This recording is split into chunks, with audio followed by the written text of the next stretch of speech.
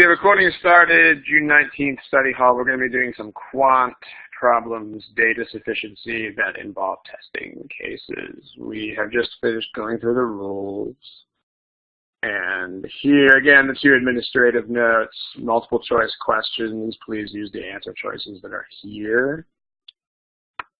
And these problems are from PrEP. So they are copyright GMAC. These are from the free part of the PrEP software.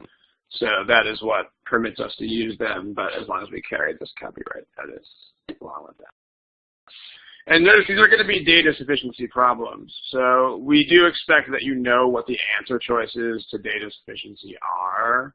If any of you don't know those, I can sort of type them up on one side of the board, but we do expect that you are familiar with the basic functioning of data sufficiency problems. Okay, here is a problem.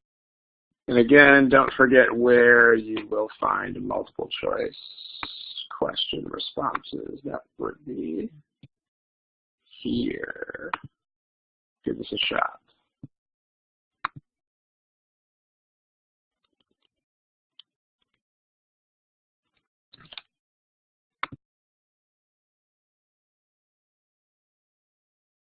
Okay, there's still a couple of you who don't have answer choices selected, so please pick something. As you're doing this, don't forget the way this test operates. There's no such thing as not picking a choice. So please try to simulate that as much as possible when you're taking these problems. There are no non-responses. In any case, we are all over the place on this one. There's a very almost randomized distribution of answers here, so this will be interesting. But let's start talking about this. And no matter what the theme is with data sufficiency, when data sufficiency is the topic under discussion, a lot of people have the same issue with it, and they've had the same issue for a period of months that they've been studying. And because people are so focused on content, they don't really think procedurally. But if you think about it, what the issue really is with data sufficiency is that it's this brand new, weird type of problem that you've never seen before. And what makes it hard is that it's strange and procedurally unlike what you've done before. So when you look at a data sufficiency problem, when you first see one, what you have to understand is you have to understand what the goals are. Like what the goal is. What are you trying to do in the problem? So always translate and identify the goal first. So two things. The first is translate yes and no, if it's a yes-no problem. So it's not, if it's find this value, you don't have to translate that. We'll talk about what that means in a second. And then make sure you identify the goal of your thought process. Because these are what people don't do a lot of the time, and because they don't, they continue having issues with data sufficiency for a very long time. So translate. What I mean by translate is, and I mean it's not a difficult type of translation to do, but it helps you get a finger on exactly what it is that you're trying to accomplish with these problems. What I mean by translating is into specifics. Because the problem with yes and no is that they are not really goals and they are not really things that are in the problem. You can't do a bunch of mathematical work and then suddenly have the word yes or the word no pop out. So you don't really want to be dealing in the currency of yeses and nos. What you want to be dealing with instead is concrete things that you can accomplish or not accomplish or find or not find. So let's translate. Let's do a little bit of translating here. The question is z greater than 4, or is z less than 4? So translate. What does a yes mean to this question? Yes means that z is what?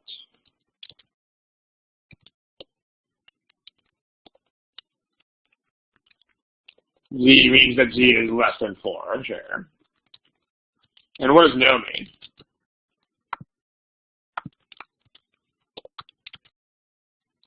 No does not mean that z is greater than 4. It means that it is greater than or equal to 4. There are problems where they will get you with that, so you need to be really careful. And then what is the goal here? Are you trying for sufficient, or are you trying for not sufficient? And then someone mentioned these numbers from -3 through 3. There are actually two things wrong with that. The first is that these don't have to be whole numbers. And the second is that there's no reason to have two boundaries like that. This is not an absolute value problem. So, what are we trying for? I mean, let's define, so we define yes and no. Now we define sufficient and not sufficient. So, sufficient means that you are stuck with one of these. On the other hand, not sufficient means you can get both of these. Sufficient means you can't. And so, if you think about this, again, I mean, we've made this point in several of the study halls before, but probably because the problems are called data sufficiency, they're not called data insufficiency. So you have this bias when you first look at them toward thinking that sufficient is some kind of goal or some kind of thing that you want to keep in your sight. But if you think about it, getting both of these things to happen is a concrete outcome, whereas being stuck with one is not. Like, being stuck with one is actually failing to get both. So sufficient actually, in these kinds of problems that are yes, no, really, you're trying to get both, and if you fail to, then it's sufficient. So your goal is actually this. Your goal is to try to get both of these outcomes. And this is going to be consistent for yes-no questions. Your goal is going to be not sufficient. So this is your concrete goal that you are trying for. And it helps to put reminders below the statements, too. Let me show you what I mean. So, okay. Statement 1, by the way, what do we do with this part? What do we do with this green box part? The if. Blah, blah, blah, blah, blah. Can anybody tell me what that means?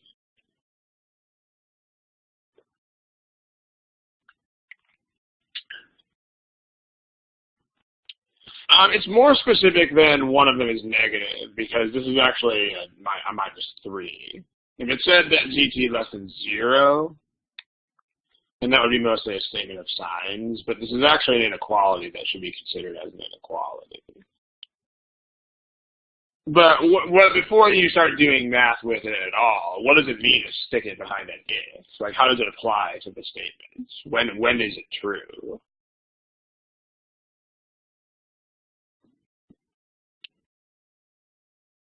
It's true always. So what you can do, when there's an if statement, you can kick it into both statements because it's true both times. So let's just rephrase the whole thing in terms of that. That way, because I mean, it's kind of annoying when half of your givens are in the question and half of them are in the statements. I mean, at least to me, that is sort of confusing to have to look in two places all the time. So really the question is just this. And you don't even necessarily need to look at that question anymore if you understand that this is your concrete goal. But then here are your two statements. Statement 1 is z is less than 9, but also we know at the same time that zt is less than -3. There we go. And then statement 2 is t is less than -4, but then we also know that this is true again. And this is probably an easier way to think about it, only because you are not looking in two places all the same time. So, okay. So let's do some stuff here. And I mean, to make sure your eyes are on this concrete goal, what I find helpful for people who are new to this, or for people who are not new to it, but who still get confused or lost procedurally, is to put those two goal things down and then see if you can circle them or cross them out. So those are the two things you are trying to accomplish. If you can circle both of these, that's not sufficient, and if you can cross one of them out, then that's not sufficient. Then that's sufficient. So, okay. Can you get z to be less than 4? Subject to these two conditions.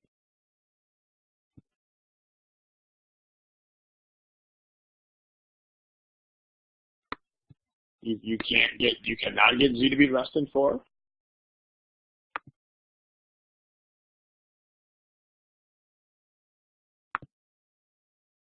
Sure you can. I mean, give me an example. Just pick a number, maybe not any number, but z can be 1 and t can be -5. Sure, that works. Exactly.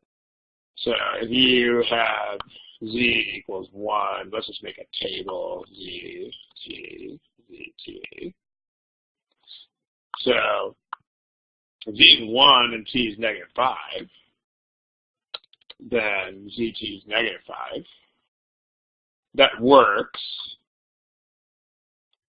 And z is less than 4.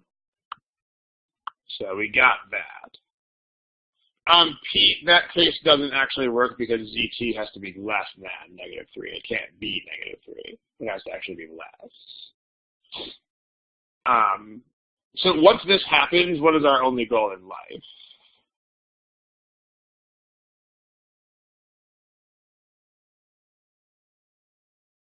What is the only thing we are trying to prove? What specifically? No, you're not finding where it's not less than -3, no. If you had zt being more than -3, you would just ignore it completely. Because these are conditions. You're not trying to violate the conditions. You're trying to get these are the two things that you are trying to get to happen, these two things right here. I mean, you can't, it's not yes or no this. And this is why you don't, that right there, that is why you don't leave yeses and nos as yeses and nos. Because you get totally confused as to what you are trying to say yes or no to. It's not concrete. But if you realize these are your two goals, then there's no mistaking, okay, we fulfilled this one. And so now we have to fulfill this one. So sure, we can just try 5 and -1, and that'll give us -5 as well. And now we got that one to happen too. So we circled them both. We got them both to happen, which means that it's not sufficient. There we go. Any questions about this? Okay, again, here are your two goals that we are trying to accomplish. Put the question marks on those again. That's what we're trying to do. So t is less than -4. These are both givens. So can we get z to be less than 4? Angelica suggested on the last problem that we can use 0 for z. That's kind of a good idea. Because then, except for 0 is not less than -3, so it won't work here. But 0 is a nice, simple place to start your reasoning. Unfortunately, we do have to be less than a negative with our product. So 0 can't work here. But it's a good first try in general. what are some Z and T values? Notice that Z can be kind of anything as long as you make this happen. Yeah, you can still keep this case. So in the interest of laziness, if any cases from the previous statement work, you might as well carry them over. So that'll work.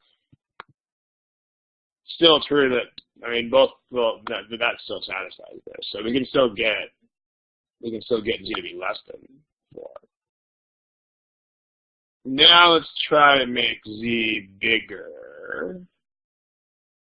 Rachel, both of those statements would be Z less than 4. So, and one of them would not satisfy the condition either. So remember to keep the goals in mind. Like, what are we trying to accomplish now? What? We're trying to get what again?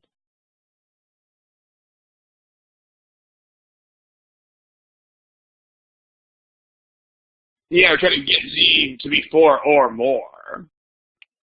So if we try Z to be something like what?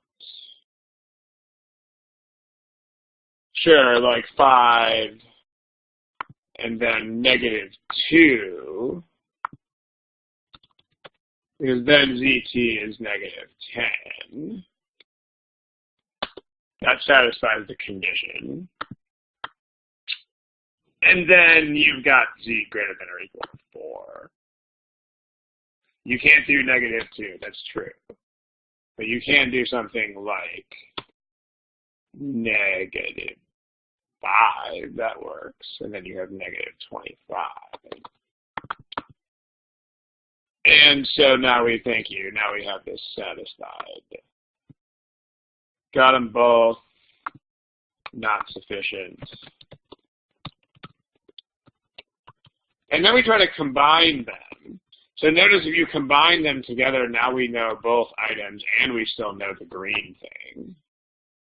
So together, now there are 3 conditions, which are Z has to be less than 9, ZT has to be less than -3, and T has to be less than -4. But if you look at this, we actually don't have to do any more work, because these 3 conditions, perhaps by accident, are all satisfied here. Like in both of these statements, Z is less than 9, and then we know the other 2 are also satisfied because they were there to start with. So these 2 satisfy both of the statements together, and you still get to circle both statements.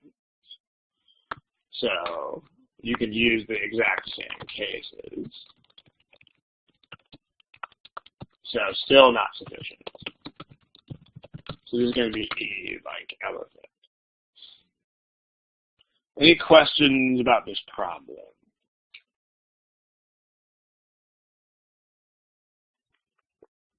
In general, when you have inequalities, you can't really divide or multiply them unless you have very strict conditions on things like signs, which we don't. I mean, if you look at these, we don't have sign restrictions. I mean, you can pick lots of things as far as signs go. So algebra is not really a thing on this problem.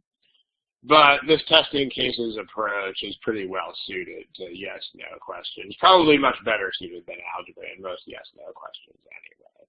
But notice there were a bunch of people who had trouble with this one. Even during the discussion of it, a lot of people had the wrong goals in mind.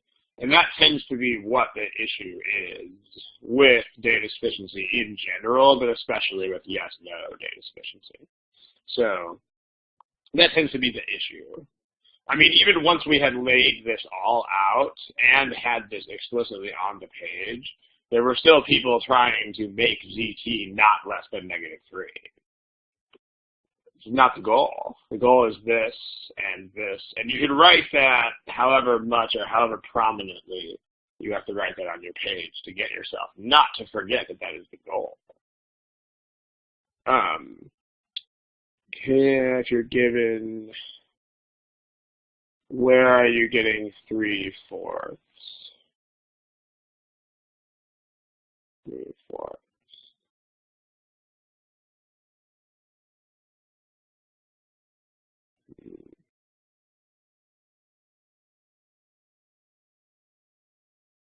3/4 is coming from where? If you just think of t equals -4, then, well, does that have to be true though? Because you could less than -4. You could have z be like negative less than -3. I mean, z could be like 0.001 if t were minus 100 billion zillion. So that 3/4 lower bound on z doesn't really work. In general, you're going to have a very hard time trying to do this kind of thing with algebra. It's much better to just try to test cases on things like this. But you see that's a counterexample of that. So whatever gave you that boundary isn't really a thing. The only thing you can really easily do with inequalities that have the same inequality sign is add them. Like if you have something less than something else and another thing less than another thing, then you can just add those for sure. But other combinations tend to be fishy, especially division. Division is very notably awkward when you have ranges of numbers, especially when there's more than one sign. That gets awful pretty quickly. But okay. The point, back to this, when you test cases with yes-nos, you got to translate the yeses and nos. You have to know what you are trying to do in the first place. You have to not lose sight of what you are trying to do. I mean, including visual reminders, if possible. Visual reminders are your friend. Okay, let's move on if possible. We don't have to test new cases because you can test these cases again. Same cases as we used in statement 2. They still work because they still satisfy everything. So the same work, this exact same table of cases also counts for together. All right, let's do something new. I don't generally post the polling results because there's not much of a point in doing so. I mean, as far as your individual progress doesn't really depend on how others are doing. So try this one. This one should be quick. I'll give you a minute.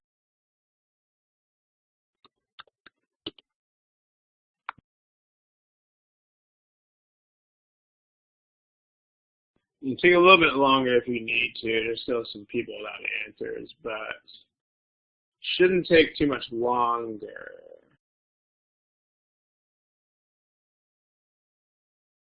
JSB, if you make that a more specific question, that would help.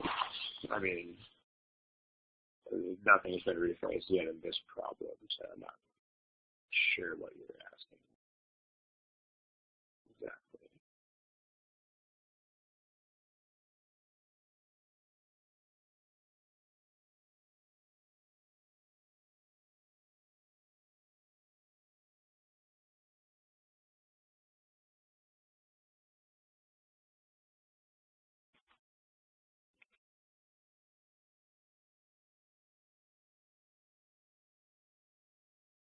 Okay, there's still about 7 or 8 of you who don't have answers yet.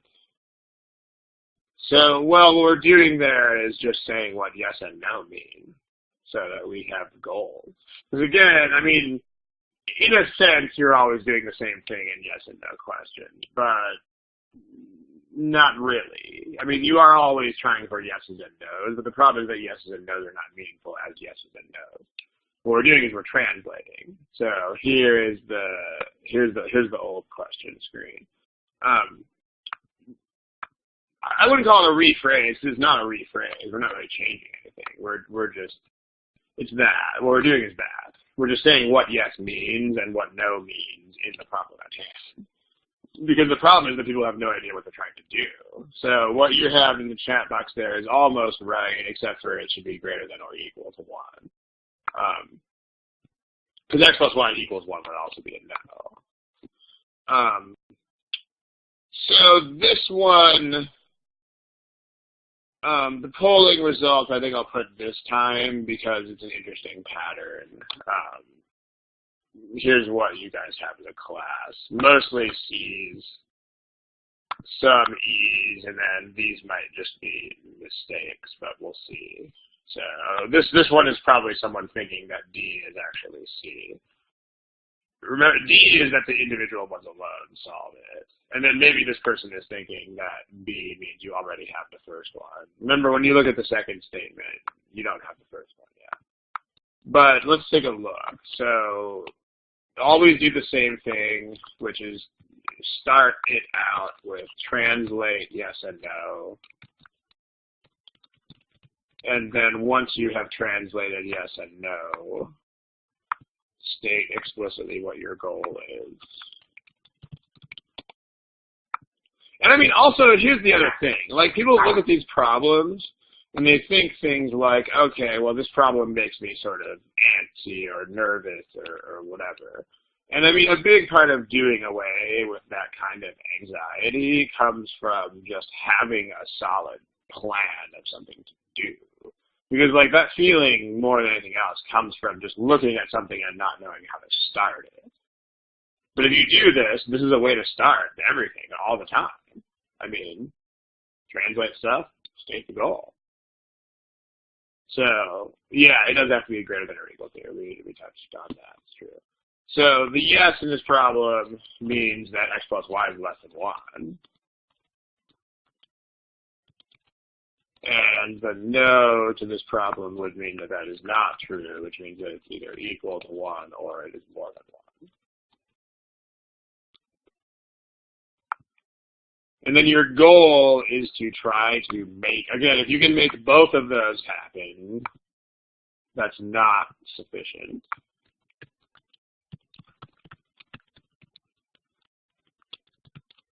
And if you cannot make both of these happen, but if you're stuck with one, if you try to make both of these happen and you fail, then that's sufficient.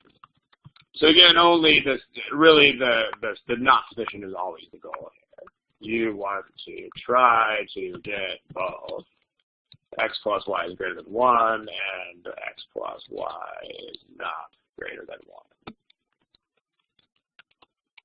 Okay, well, so the individual statements, if you understand that this is your goal, this should really not be so bad.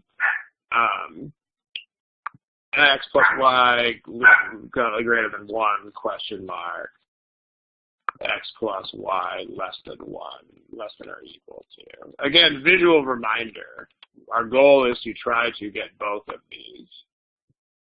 So make that box underneath each statement and then see if you can circle both of them. That's basically what you're trying to do. Okay, if you have these individually, this is really not so bad, because y can be anything at all in the whole world in statement 1. And I did get them wrong. Left and right facing things are not my favorite strength. Thank you for that watching set of eyes there. That is very true. Okay. Then that's also a thing. It's a very common mistake that people make. So that mistake that I just made is a mistake that lots of people make. So what you want to do is always triple and double check any sort of inequality signs that face left and right, because that's an all too common way that people miss entire problems. They do the kind of thing that I just did right there. So absolutely, yes, that was a mistake. All right, so those are the correct things. Those are the goals. All right, so individually in statement 1, I mean, we don't really need to test specific cases here because y can be any number in the world. So that means it's going to be very easy to get both of these. Because, I mean, y can be positive a million or negative a million. In this statement, x can be any number at all whatsoever. So this is going to be, again, very easy to get both of these. Now, let's look at these together. These are still the goals. I mean, one of these is quite easy to get, which is x plus y less than 1. I mean, there are lots and lots and lots of ways to do that. So, for example, if they're both 0, then, yeah, zeros are a good place to start. So this is pretty easy to get. Now, once you've done that, what is your only goal in life? To try to get what?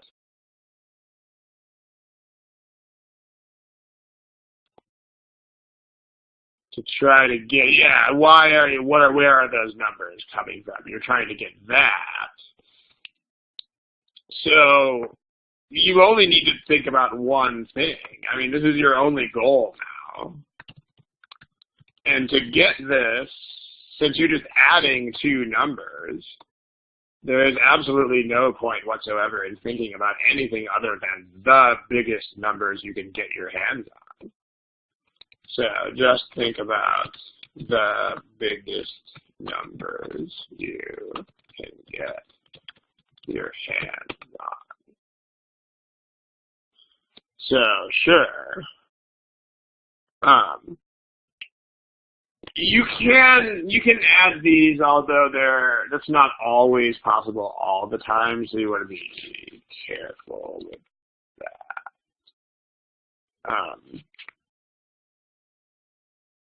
I can think of some examples here in a moment. But all right, so think about the biggest numbers you can get your hands on. Well, you can think of them in terms of fractions or in terms of decimals. So in fraction terms, you don't need to think about weird-looking fractions, because you can just realize that x can be anything less than 8/9. So it can be like, you can be 8/9 minus 1 trillion. Yeah, so you can just think of x can be approximately 8/9. I mean, 8/9 minus tiny epsilon, 8/9 minus 0.01. So I mean, you realize that you cannot achieve the value of 8/9, but you can get absolutely as close to it as you want. And then y can be approximately that limiting value of 1/8. So therefore, x can be as close as you want to 8/9 plus 1/8. If you think about common denominator, that's a common denominator of 72, so that's 64 over 72 plus 9 over 72 is 73 over 72. Again, you cannot achieve the value of 73 over 72, but you could be 73 over 72 minus 0.000000, whatever. So this is bigger than 1, and that proves that you can also get that case, which means not sufficient. In terms of decimals, a lot of you guys are converting to decimals. That's definitely not a terrible idea. That might make it easier for you to see. It might make it easier for you to think about approximating these with much closer numbers. So 8/9 is, if you long divide it, it's about it's a repeating 0.88888. And 1/8 is 0.125. So if you just pick numbers that are very, very close to these, like 0.888, you can use x is 0.888 and y is 0.124. then x plus y is more than 1. So you can get these, and that is E overall, E like elephant.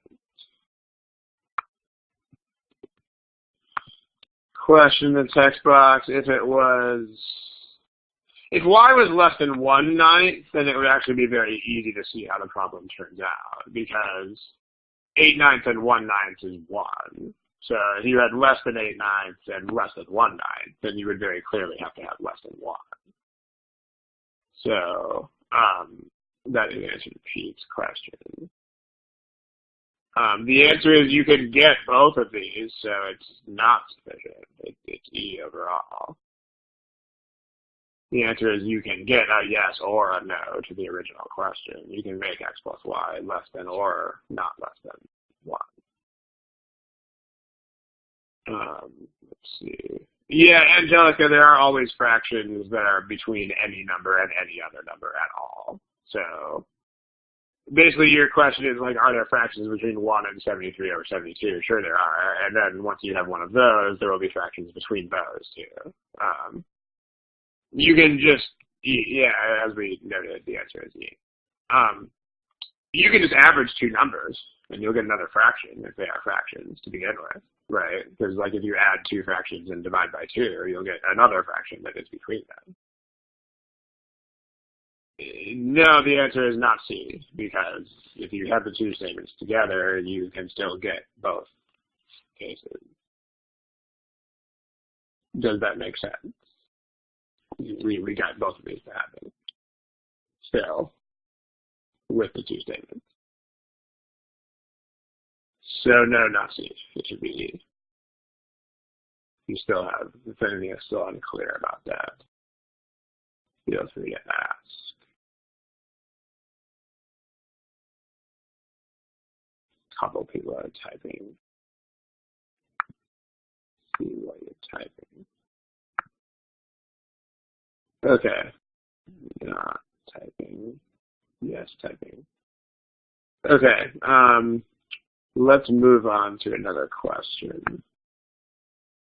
Let's try this one.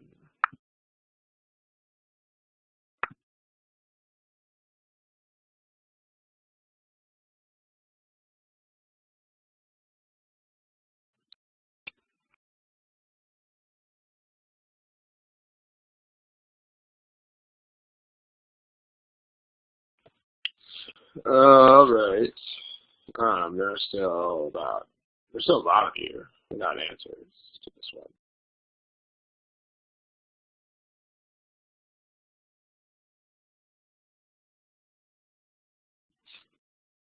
Okay. You have to guess, make a guess.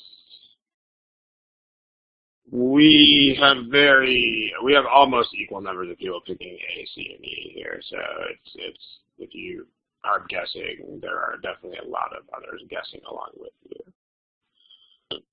So, okay. Let's take a look. If you don't have an answer yet, remember this is not the kind of test that works. You can't not answer things, so just remind yourself of that constantly. Okay, this is not a yes/no, but you still want to make sure that you understand what the goal is. So if you think about it, maybe imagining a number line can help you. So if you have, here's a number line, and then here is, like schematically, let's say that X is here and Y is here. Then the deal is, if you imagine other points on this number line being integers, the question is these other points in between them as orange points. I mean, I have to draw a certain number of dots, but the point is that there could be lots of different numbers of dots in between them. So there are some dots in between X and Y, and the question is how many of the orange dots are odd? So, I mean, I tend to be biased towards visual interpretations of stuff, so thinking of it that way helps me. If you are less visual, then you might think in other ways that are appropriate to your strengths. But if you do like visualizing things in this kind of way of visualizing, this might help. So if we can get different, I mean, it should be clear that you're not really going to do this with algebra, but you're going to test cases. And again, as always, the goal when you test cases, the goal is not sufficient. So let's figure out exactly what that means here.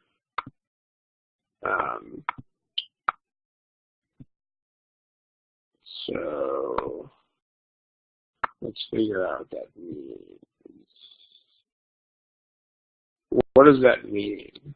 What does not sufficient mean?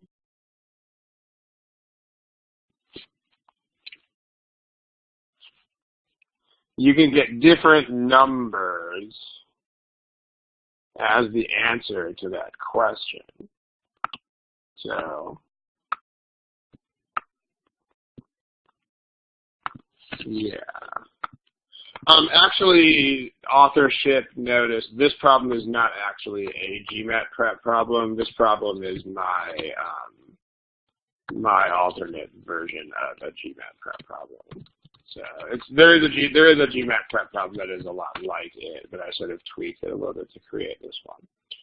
So authorship notice there. Okay. Well, yeah, the goal, if there's only one answer to this question, then that's sufficient.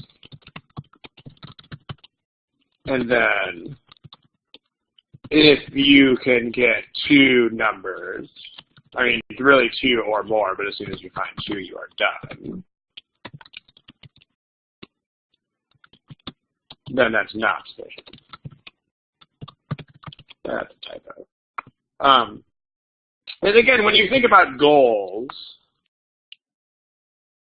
you can't really try to get stuck with one outcome. I mean, stuck with one outcome means I tried to get more than one and I couldn't do it. So sufficient, again, is not a goal. Like if you have algebra, then this is a goal, right? Because you can try to get algebra to boil down to a single value. In fact, that's kind of the point of algebra. But whenever your approach is not algebraic, which is definitely the case here, if you're testing cases, this is not a goal and cannot be a goal, because this is only what happens when you fail to do this. So let's take a look. But this is the goal. I'm trying to get two different numbers. So statement 1. There are 6 even integers that are greater than x and less than y. So that means that 6 of these dots would be odd. So let's just draw a number line there. I mean, we can just pick a random x and then just make dots until we get that. So let's try, give me an x. All right, let's try x as 1. So let's put a dot there. There's a dot. Okay, now let's just put orange dots and just see what, let's just, we'll put them there until we have to get. You guys are so impatient, I swear. Is it C? Is it E? Is it C? Is it E? I mean, we're getting there. Remember, the procedure is the point. Not the answer. The answer is not really important at all. What's important is how you get it. Okay. Dot, that's 3, that's odd. That's 5, that's odd. That's 7, that's odd. That's 9, that's odd. That's 11, that's odd. That's 13. Okay, so these are the odds. 3, 5, 7, 9, 11, 13.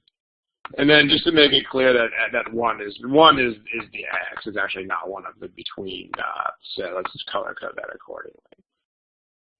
All right, now the deal And then those are not odds, those are evens. So the evens are 2, 4, 6, 8,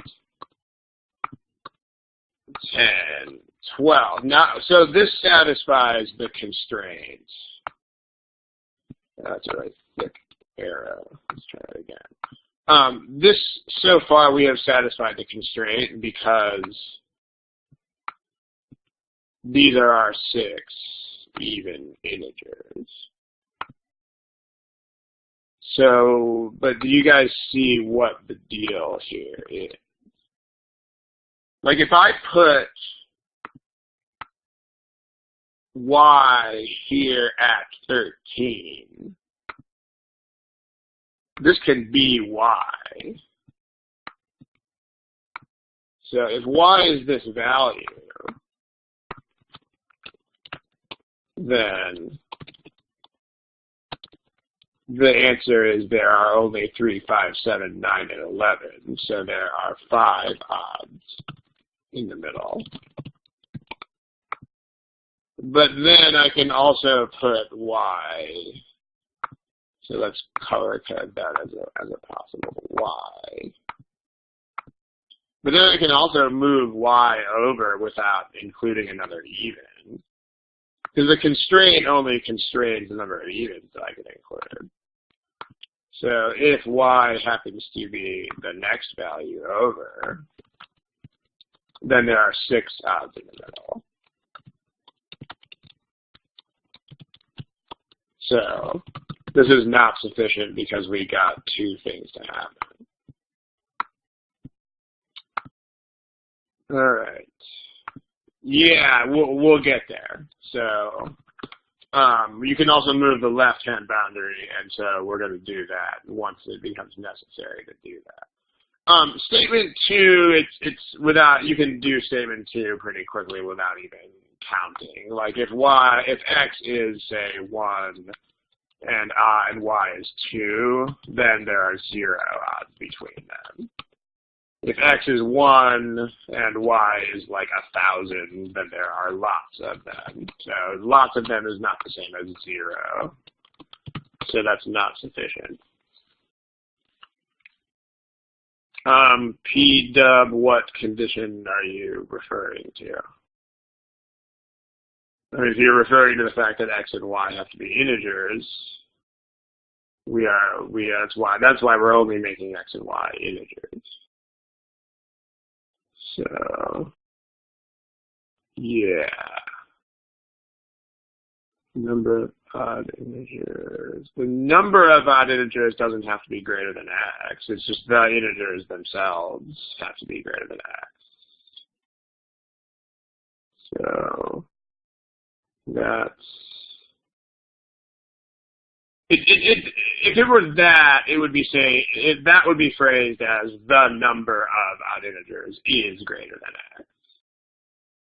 If it says how many, that's how many individually are that. It's like the way those words are used in normal everyday stuff. Like if I say how many people in this room are over 40, you don't add everybody's ages up and see if they're over 40. You just see if individual people are over 40.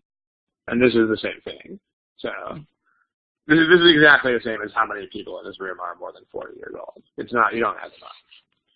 So the good news is that the real life usages will usually just transfer perfectly like they did there.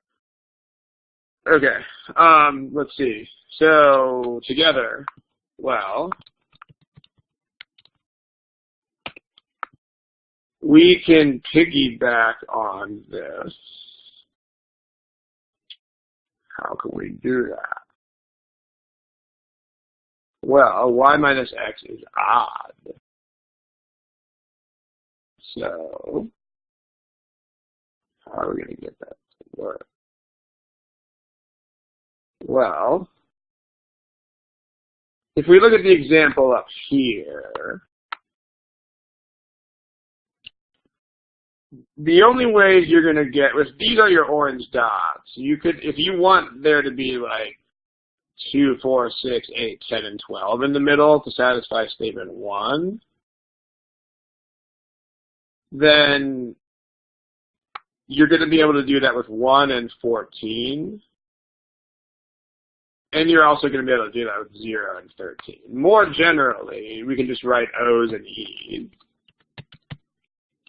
The boundary numbers like X and Y have to be 1 even and 1 odd. So what you're looking at here is X can be odd, and then you have to have 6 evens in there. So that would be even.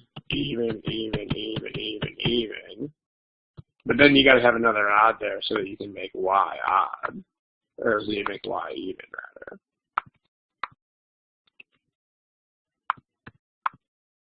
So that is actually 6 odds in the middle. The only other way you can really do that is if X is even and Y is odd. But if you got your 6 evens in there again, it's going to have to be 6 OEs. So you're actually still going to have 6 odds. So this is going to be sufficient together because you can't get different numbers of odds. You can get different things going on slightly with X and Y, but the number of odds has to be the same. How could you assume that they are consecutive? What do you mean? I don't understand the question. Could be, I mean, when you say greater than something and less than something else, then you necessarily are talking about the things that are between them. And you are saying how many are there. So, I mean, if you really hate consecutive numbers, you don't have to count them consecutively. You could always count them in a different order, like 12, 2, 8, 4, 10, 6. There are still 6 of them. So,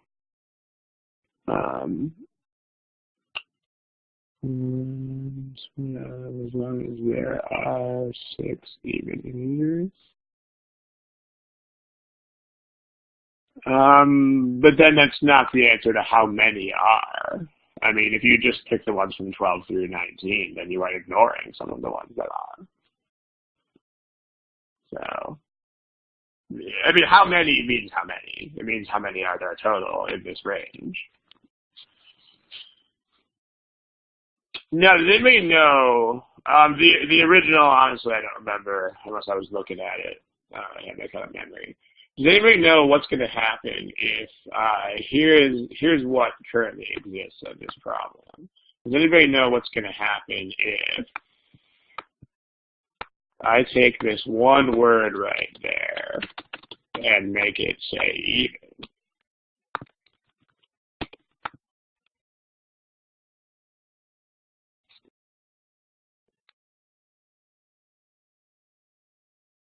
Yeah, it's gonna make this really different, right? Then, because if you have like X is odd, because that means that's an O, not a 0. But you'll see that in a second. So you either have even or odd. So if X is odd, then you're gonna have to get your 6 evens. You're only gonna have 5 odds. And then that next odd number is going to be Y.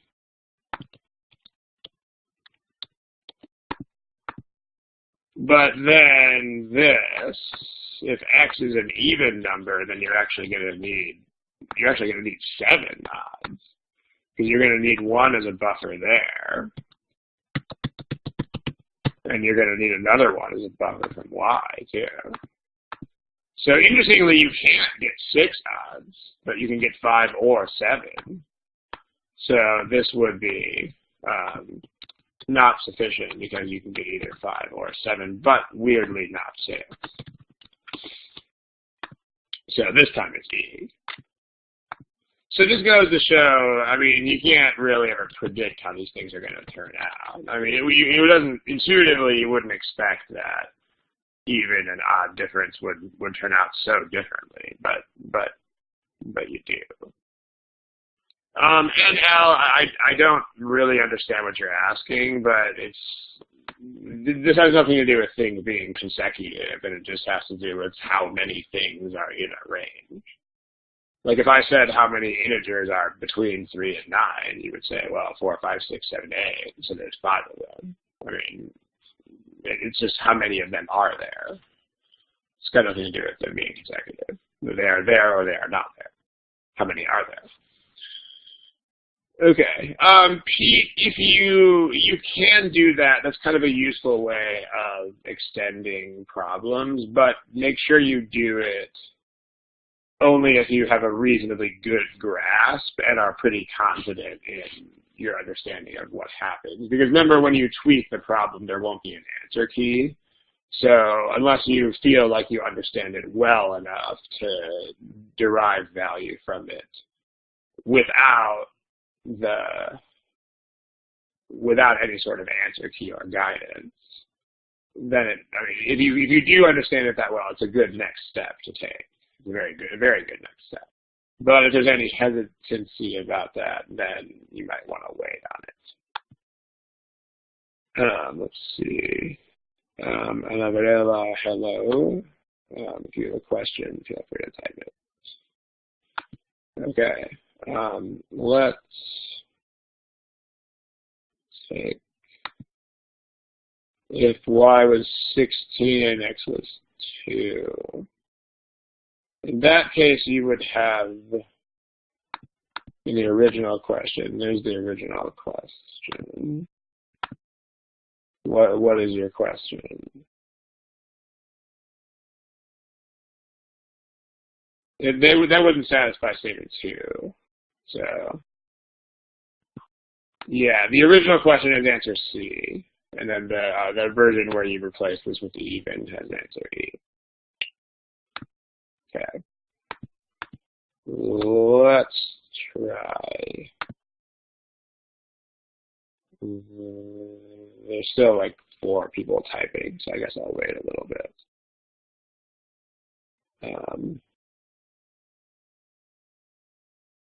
In the original question,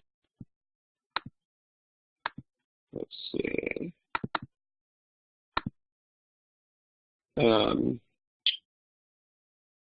21 and 3 would not work because that would not satisfy either of these statements. 21 and 3, you would have all the evens from 4 through 20 between those, and that's actually like 9 evens instead of 6. So, Pete, why don't you? That's a good kind of thing to investigate on your own as an extension to this problem. You can play around with that and see what happens. I mean, Pooja, you have to, it doesn't really matter what the starting value is, but you do have to have the right numbers of things here. Like if this 1 is moved to like 101, then you can still do the same thing if these are 114 and 113. I mean, but everything has to slide over together because you still have to have these 6 evens in the middle. So, okay. For statement 1, that's basically, because getting 2 through 15 is like having 0 through 13 or 1 through, that would be 6 and 6 evens. Yeah, that'd be fine. For statement 1, but not for together, because then 1 through 13 would, 13 minus 1 is not odd. So, P-dub, if it says there are 6, that means there are 6. That does not mean at least 6. If they meant at least 6, they would say at least 6. So if it says a number, it means it. Just like if somebody says, I have 3 children, they're not going to surprise you with, haha, I actually have a fourth one too, and I just didn't tell you the first time. I mean, I have 3 kids means I have 3 kids. This is the same sort of thing. So, again, more generally, there are no trick questions on the GMAT. It's actually one of the things that is very cool about the GMAT. There are never trick questions, ever, ever, ever, ever. There are never words where it's like, haha, these words don't really mean what they look like they do. That never happens. So if you just take the most common sense interpretation of all the words, you will be right every single time. It's one of the things that is very good about this test. There's never trick language, ever, ever, ever, ever. Okay, let's do this one.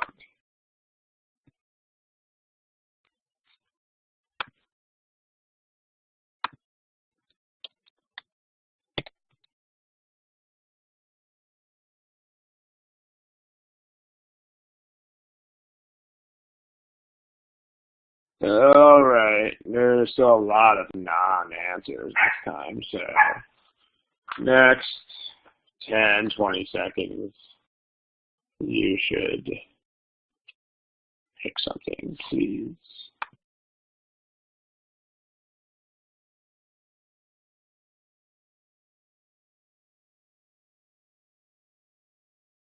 Oh, sorry, I think I was off the mic.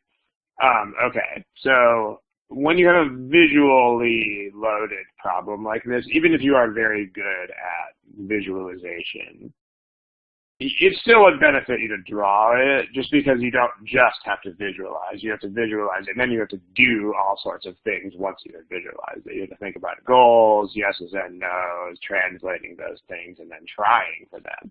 So let's just draw it. So you have a circle centered at P, radius is 4. So, and then X and Y are somewhere in the same plane. So in other words, there's no same plane, just gets rid of the idea that you might have to think in 3 dimensions. So, and then X and Y are somewhere. So in statement 2, notice that they don't relate any of these things to the circle. So these could be, as far as goals, let's back up. Let's translate. Translate a yes is Y inside the circle, and a no is Y outside the circle. And your goal, as usual, is to get both of those to happen, and that would be not sufficient if you can get both of those to happen. So there you go. That's your goal. Get both of these. Okay. In statement 2 should be very fast, because 4 of you guys picked B or D, which means you definitely didn't define goals as well as you should have. Here are the 2 things you're trying to do. If you don't relate anything to the circle at all of these points could be absolutely anywhere. So you can have it inside the circle, you could also have it outside the circle. So this is not sufficient right away. Again, this statement should be immediate. If it's not, then, or if, heaven forbid, you actually picked B or D, which means you got this statement wrong, or if you thought it was sufficient, then you didn't set goals. Or you set goals and then you forgot about them. But this is important. I mean, because this should be very clearly, you don't know anything with circle. And then statement 1, you don't know anything about Y. I mean, the goal is to try to put Y in or out of the circle. So again, a lot of you guys thought, not a lot, but a few of you thought statement 1 was sufficient too, but you don't even know where Y could be anywhere. So again, both outcomes are immediate. And the same warning applies to this one as to the other one, which is if you didn't immediately get this. So let me actually revise that. Both individual statements should be immediate, the resolution of both of them. And if it's not, then you didn't set goals. Okay. Because ultimately we're thinking about the relationship between y and the circle, and the circle has to do with p. So if you don't have anything on y, or if you don't have anything on p, then you're not getting that. Okay, together,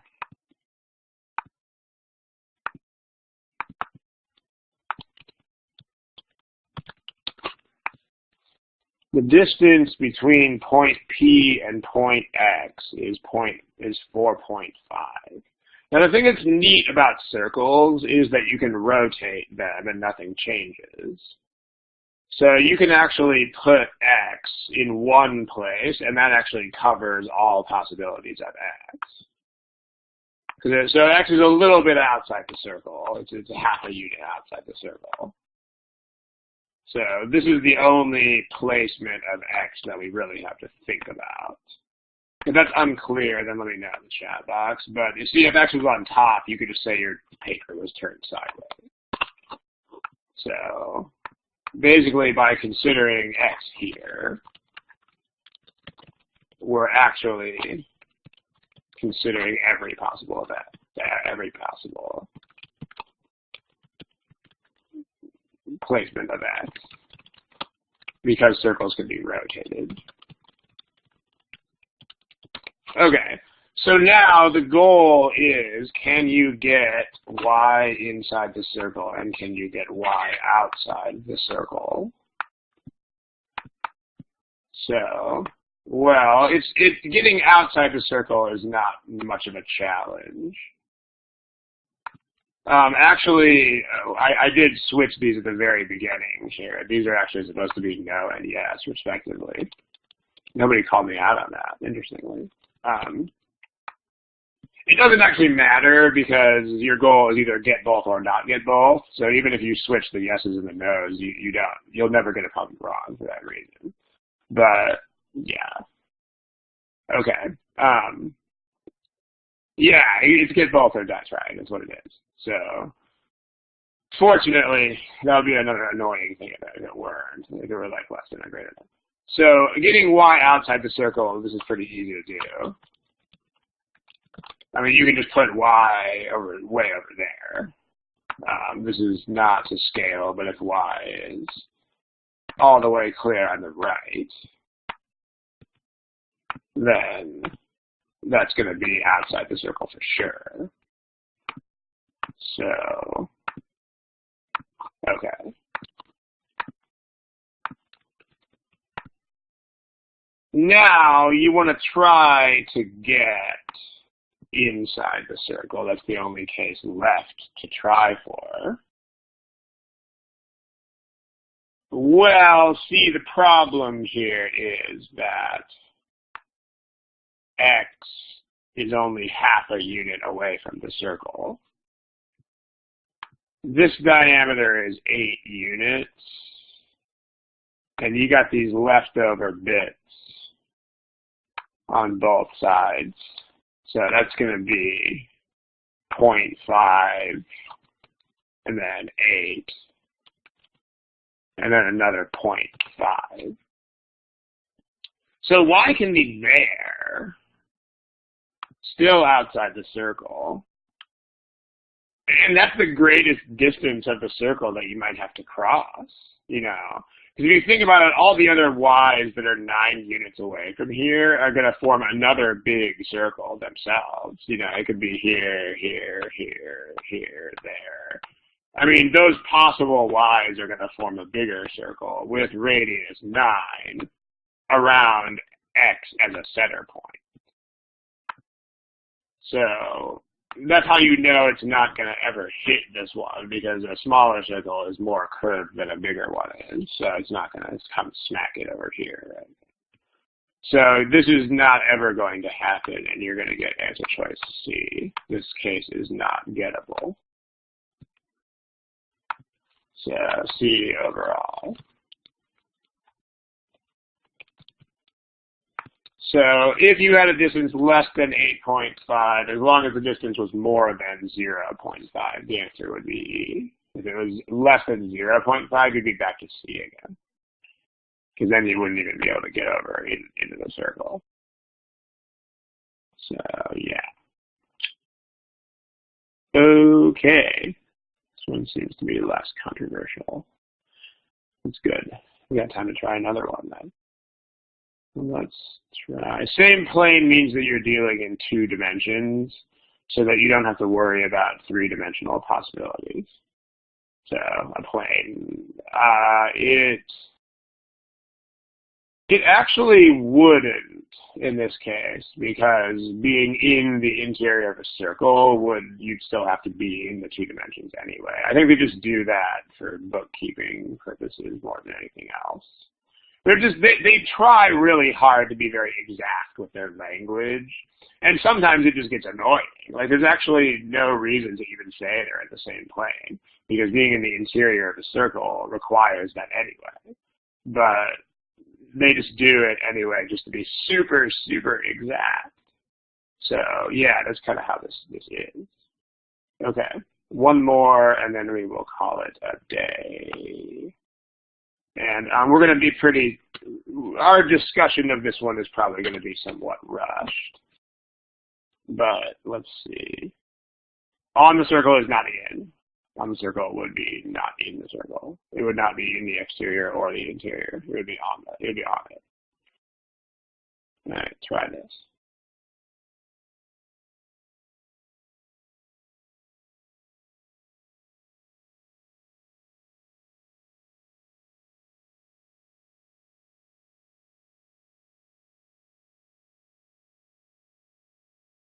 Alrighty. Let's do this. A lot of you don't have answers, so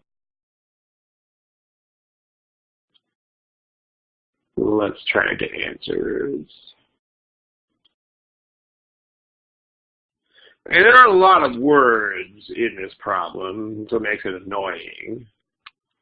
So, because I mean, at first this might even look as though it were a yes/no type of question, you know, because you see greater than, and you might think, is it greater than? But that's not what it is. It's what percent. So, and revenue comes from units sold and selling price. So since you have those things, you might as well just throw that out there. The sooner the better. So you know that revenue times, or sorry, selling price per unit times number of units, which in this case are sofas, is going to equal revenue. And conveniently enough, that gives us a table. So let's just take that and make it into a table. And then we have a this year and we have a last year. So, and then you want to find the percentage change in this column. So, and if you want to try to get 2 numbers for that. That's supposed to be a question mark, I'll fix it in a sec. If you can get 2 different numbers here, then that's not sufficient. And if you can get a single, if you're stuck with a single percentage value, then that's sufficient. But this is what you're ultimately trying to do. You're trying to get 2 different numbers.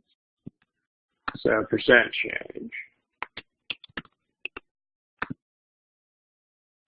All right, and then let's actually make that a box in itself. Percent change, that deserves a box.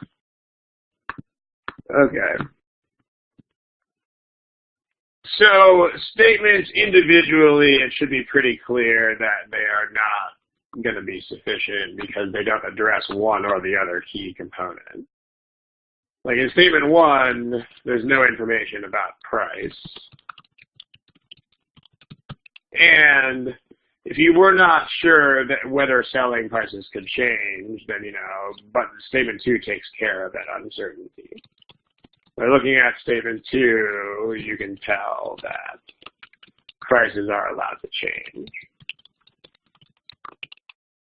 So the percent change could be anything at all. And then statement 2, you have no information about number of units sold. So we're down to C versus E together. All right, well, because again, your first case that you try can just be sort of random. So 10% more sofas. I mean, a really nice number to take 10% of is 10. So we could just have 10 and then 11. But then $30 more. I mean, you might be thinking, wait a minute, because in terms of percentages, because this is a 10% increase in the number of sofas. But this is, this all depends, right? If it's the Salvation Army thrift store where sofas are, 10 or 20 or $30, this could be a huge change. But if they're really expensive sofas, this might be an absolutely negligible change. So, just try those extremes. In general, testing extremes is always a pretty good bet here. So, I mean, if you had a thrift store where they used to sell couches in rather poor shape for $10, and then they made it $40, I mean, that's going to be a gigantic change in revenue. And that's going to be $100, and now it's going to be $440. So this is going to be big. It's like over 300%. But then let's say you're in this really, really schmancy store where you're looking at couches that are, $1,000. And now they're $1,030. You just stick with 10 and 11. Then this is $10,000, and this is, what is that, 11,330. And this is only between 10 and 20% change. So these are definitely different numbers. And you don't define them exactly to tell that either. So still not sufficient. And this is E. Overall. And that brings us to the end of today. We do have enough of these, I think, to make up another study hall. If the sofas were 30% more, then yeah, because you would get, because then you could do this algebraically. It would be like 1.1 times price, or times number, and 1.3 times price, and then you would get 1.1 times 1.3 times old revenue, which would be a constant multiple of it. So that would work. If you try to do this algebraically, you'll get, you can try to do that. Let's do this algebraically. In blue. So let's say that this is an old price and this is an old number. So the revenue used to be PN. And then that would be P plus 30, and this would be 1.1N. So that's the product of those.